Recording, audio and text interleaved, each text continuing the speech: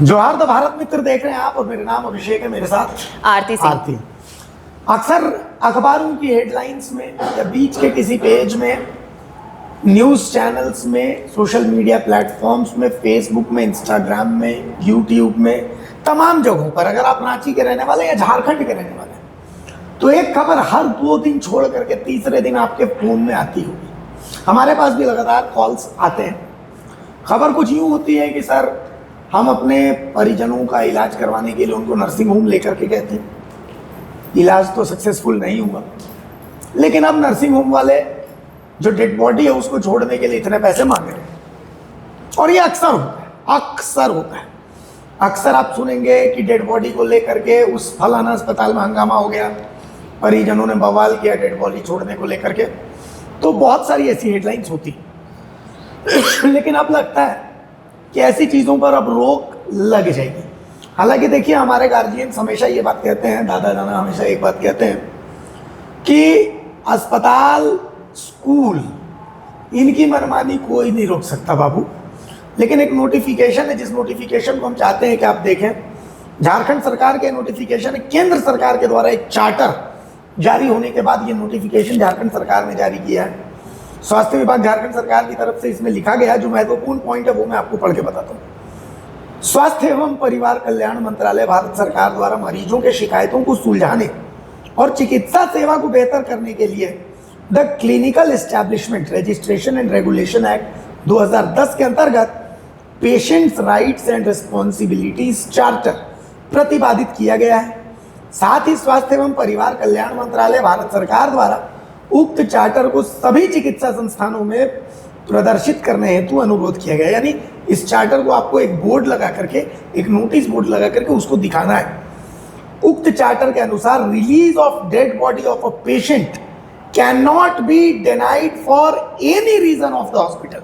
मतलब कोई भी अस्पताल जो डेड बॉडी है, इलाज के क्रम में मौत हो गई है, तो उस डेड बॉडी को वो रख नहीं सकते, उनको रिलीज करना है। और जैसे धूम्रपान स्वास्थ्य के लिए हानिकारक है, तंबाकू खाना स्वास्थ्य के लिए हानिकारक है, जैसे उसके पैकेट पे होता है, अस्पतालों को भी बोर्ड लगा करके ये प्रदर्शित करना है। इसी चार्टर के आलोक में झारखंड सरकार में स्वास्थ्य मंत्री इरफान अंसारी ने लेटर जारी किया कि तमाम अस्पताल, तमाम नर्सिंग होम्स वो इसको माने।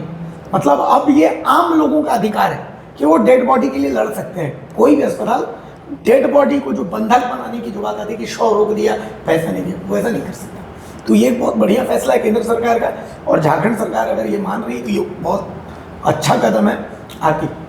बिल्कुल। और जैसा कि आपने शुरू में ही कहा अभिषेक कि अक्सर दूसरे दिन तीसरे दिन हम अखबार की हेडलाइंस पढ़ते हैं या टीवी पर हम ये खबर देखते हैं कि इलाज चल रहा था और फिर अचानक से डेथ हो जाती है, और जब परिजन पैसा नहीं दे पाते हैं तो फिर शव को ही बंधक बना लिया जाता है। और उसके बाद आप अपने मरीज़ के आप सलामती के लिए जब मांग रहे होते हैं, दुआएं मांग रहे होते हैं, दौड़ भाग कर रहे होते हैं, उसके बाद आपको चिरौरी करना पड़ता है अस्पताल प्रबंधक के पास जाकर कि भैया अब अगर वो हमारे बीच नहीं है तो कम से कम उनकी डेड बॉडी दे दो। और ये कोई नई बात नहीं है, लेकिन अब ये जो रेगुलेशंस आया है, अगर ये रेगुलेशंस, ये बोर्ड अगर लगाए जाते हैं तो उन ऐसे लोगों के लिए ये सबसे बेहतर होगा जो अपनी सारी जमा पूंजी लगाकर इलाज में लगा देते हैं। उसके बाद भी अगर उनका मरीज़ नहीं बचता है, अगर डेड बॉडी रहती है, डेड बॉडी ले जाने के लिए भी उन्हें मिन्नतें करनी पड़ती हैं। और कई बार तो आपने बर्बर चेहरा भी देखा है अस्पतालों का कि किस तरह से पिटाई कर दी जाती है परिजनों की कि अगर आप पैसे जमा नहीं करेंगे तो आपको फिर डेड बॉडी नहीं मिलेगी। तो लोग तरसते हैं। लेकिन ये बहुत बड़ी बात है कि सरकार ने ये फैसला लिया है। और देखिए, तारीफ़ करनी होगी स्वास्थ्य विभाग की। भले ही देखिए सुर्खियों में रहते हैं इरफान अंसारी, इसमें कोई बड़ी बात नहीं है, लेकिन अगर उन्होंने स्वास्थ्य विभाग संभाला तो कुछ कुछ ऐसे फैसले आप उनका देखें, वो करने की कोशिश तो करते हैं कि भाई बेहतर हो जाए विभाग। कुछ कुछ ऐसे फैसले आप देखेंगे तो उनके कुछ फैसले आपको सच में लगेंगे कि वो बेहतरी लाना चाहते हैं विभाग में। और जब ये चीज़ अगर लाई गई है और मैंडेटरी है, ये हर अस्पताल को ये बोर्ड लगाना पड़ेगा कि आप किसी भी सूरत में शव को बंधक नहीं बना सकते, चाहे आपका बकाया कितना भी पड़ा हो आपके पास। लेकिन इसका दूसरा पक्ष भी समझना होगा।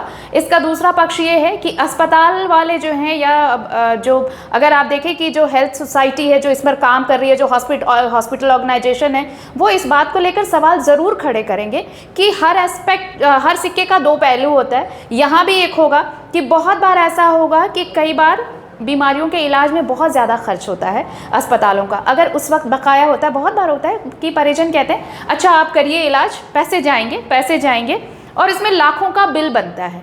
लेकिन अब अगर साथ में ऐसा हो रहा है, कोई अस्पताल जेन्युइनली अगर लाखों का बिल पहले से ही उसका क्लियर नहीं है और मौत हो जाती है अगर मरीज़ की, उसके बाद आप डेड बॉडी भी दे देते हैं, तो यू नेवर नो कि कब वो मरीज़ के परिजन आएंगे, फिर बस पैसे का बिल क्लियर करेंगे और ऐसा।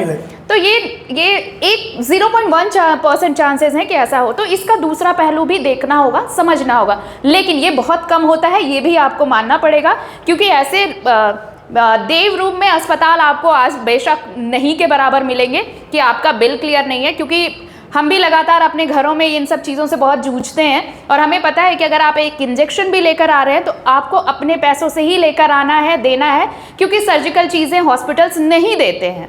तो जब आप पहले से ही पैसे दे रहे हैं तो सिर्फ डेड बॉडी के लिए अगर बकाये की मांग में अगर आप डेड बॉडी बंधक बनाते हैं तो ये ऐसे मरीज़ के परिजनों के लिए बहुत बड़ी राहत है। इसमें एक पॉइंट और है, अस्पतालों को पहले ये क्लियर करना पड़ेगा कि वो बिजनेस कर रहे हैं या फिर वो सेवा दे रहे हैं। अस्पताल जो है, जैसे प्राइवेट अस्पताल है, प्राइवेट अस्पताल अगर वो बिजनेस कर रहे हैं, क्लियर करते हैं कि वो बिजनेस कर रहे हैं या फिर वो सेवा दे रहे हैं। अगर वो बिजनेस कर रहे हैं सिंपल, तो ओके।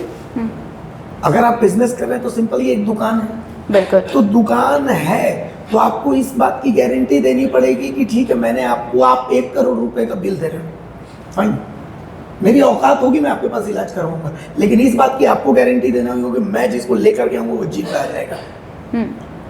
चित्त भी आपका, पट भी आपका, ये तो नहीं हो सकता। आप अगर सेवा कर रहे हैं, तो कहीं ना कहीं फिर आपको कॉम्प्रोमाइज करना पड़ेगा।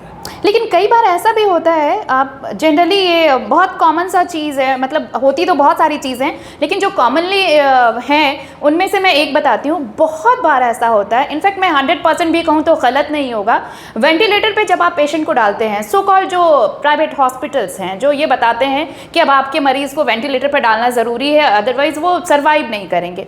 तो कई बार वेंटिलेटर पर डालने के वक्त ही मरीज़ की मौत हो चुकी होती है, जस्ट बिकॉज कि उन्हें पैसा कमाना होता है। जिस बिजनेस की आप बात कर रहे हैं वो बिजनेस उन्हें बढ़ाना होता है, तो वो कंप्यूटर का मॉनिटर कोई भी टिकटॉक करा सकता है, ये कोई बड़ी बात नहीं है। और ये कई बार ऐसे मामले सामने भी आए हैं।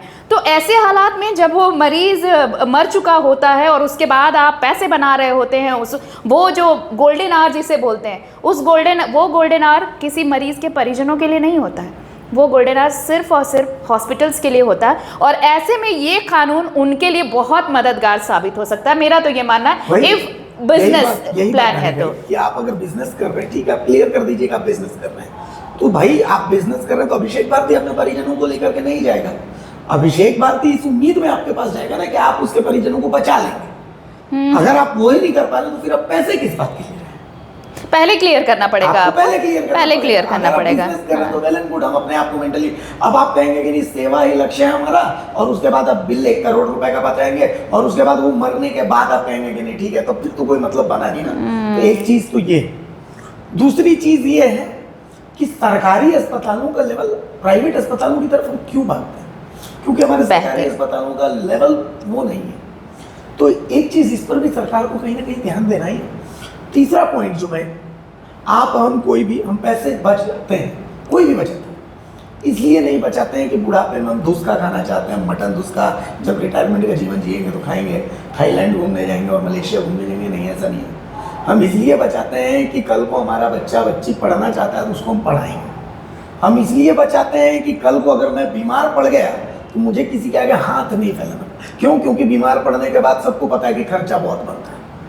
तो कहीं ना कहीं रूट कॉज, ठीक है, ये एक बहुत अच्छा फैसला है, एकदम बढ़िया, लेकिन फिर से वहीं पर है, अस्पताल अगर ये क्लियर कर दें कि वो सेवा कर रहे हैं या अब जैसे नहीं। फॉर एन एग्जाम्पल हाँ, पल्स अस्पताल का एग्जाम्पल लेते हैं, इतना बड़ा अस्पताल है, तो आप और हम वहाँ इलाज करवाने से पहले मेंटली प्रिपेयर्ड होते हैं कि इतना बिल होना ही होना है। वो क्योंकि हम उस लेवल का, मेरा पेशेंट एसी में रहेगा, मेरे पेशेंट को 2 मेड जो नर्सेज हैं वो हमेशा टेक केयर करने के लिए रहेंगे, वो उस लेवल की सर्विस दे रहे हैं, तो वहाँ पर बिल बनता है, तो हम मेंटली प्रिपेयर्ड होते हैं, वहाँ पर हम और आप जैसे मरीज नहीं जाते। लेकिन हम कह रहे हैं कि अगर गली के नुक्कड़ पर एक नर्सिंग होम है, वो उस लेवल की सर्विस नहीं दे रहा है, वो नहीं दे रहा, लेकिन फिर भी वो बिल ठोक देता है। वो नॉर्मल, वो जबरदस्ती सिजेरियन ऑपरेशन करके केस गड़बड़ा देते हैं। जनरल प्रेगनेंसी का, जिस महिला का नॉर्मल डिलीवरी गांव के पंचायत जो होता आंगनवाड़ी में होता, उसको जबरदस्ती प्राथमिक स्वास्थ्य केंद्र में, सामुदायिक स्वास्थ्य केंद्र में 5,000 रुपए के लालच में लाया जाता है, और फिर उसके पेट को जैसे हमारे घरों में लेदरा सिया जाता है वैसा सी दिया जाता है। ये बहुत कॉमन सी चीज है झारखंड में, ये होती है। तो इन सब चीजों को लेकर के बिल जबरदस्ती बढ़ा दिया जाता है, केस खराब हो गए तो शव को बंदूक बना लिया जाता है। ये आप और हम अक्सर हर 2-3 दिनों में देखते हैं। तो उन सब चीजों में ये फैसला बहुत कारगर होगा, लेकिन तब जब ये इम्प्लीमेंट नहीं, इम्प्लीमेंट होने के लिए एक बहुत बड़ी चीज़, आप सिर्फ कानून ला के ये नहीं कह सकते हैं भारती कि चीज़ें बदल जाएंगी। कानून अगर आप लेकर आए हैं तो उसके पैरेलल में आपने क्या ऑप्शन दे रखा है, सब्स्टिट्यूट ऑप्शन क्या है। मान लीजिए आपने अगर सारे अब जो हॉस्पिटल्स हैं, जो प्राइवेट हॉस्पिटल्स हैं, उन्होंने बोर्ड लगा दिया मैंडेटरी कि भाई आपको यहाँ आना है फलाना ढिकाना, अब शव बंधक नहीं बनाए जाएंगे। ऐसे में तो बहुत बार होगा जो क्रिटिकल कंडीशन में पेशेंट आएंगे वो उनको लेने से इनकार कर देंगे, क्योंकि पता है कि उनका सर्वाइवल चांस बहुत कम है। बिल बनेंगे तो फिर वो बिल चुकाएंगे नहीं और डेड बॉडी लेके चले जाएंगे। ये है, तो उसके पैरेलल, उसके सब्स्टिट्यूट में आपको एक ऑप्शन देना पड़ेगा, और एक लौता ऑप्शन यही है सरकार के पास कि सरकारी स्वास्थ्य सुविधाएं जो हैं उन्हें, उनका क्लास बढ़ाया जाए, उन्हें अच्छा किया जाए। अगर सरकारी अस्पतालों में, मुझे ये समझ में नहीं आता कि अगर इतने फंड स्वास्थ्य सुविधाओं के लिए दी जाती हैं, जो पैसे जितने जो भारी भरकम मशीन है बड़े बड़े अस्पतालों में है, क्या वो सरकार अवेल नहीं कर सकती? बिल्कुल कर सकती है, लेकिन उनका संचालन नहीं होता, रख रखाव नहीं होता, मेंटेनेंस नहीं होता। आप रिम्स को देख लीजिए, चीजों को खरीदना और उसको एग्जीक्यूट करना, दोनों में डिफरेंस है। खरीद लेते हैं तो एग्जीक्यूट नहीं कर पाते, एग्जीक्यूशन है तो फिर खरीद ही नहीं पाते। आपके पास, आप कह रहे हैं आपके पास मैन पावर की कमी, ह्यूमन रिसोर्स आप नहीं दे पा रहे हैं, आप मशीनें ढंग से आप उनका प्रॉपर इस्तेमाल नहीं करवा पा रहे। तो जब तक आप एक पैरेलल व्यवस्था नहीं देंगे, तब तक आप जो व्यवस्था चली आ रही है उसे खत्म कैसे करेंगे? तो ये बहुत बड़ी बात है कि सिर्फ कानून लाने से नहीं होगा, कानून बदलने के लिए आपको उसके अलावे ऑप्शंस, विकल्प क्या दे रहे हैं आप पब्लिक को, ये भी तैयार करना होगा।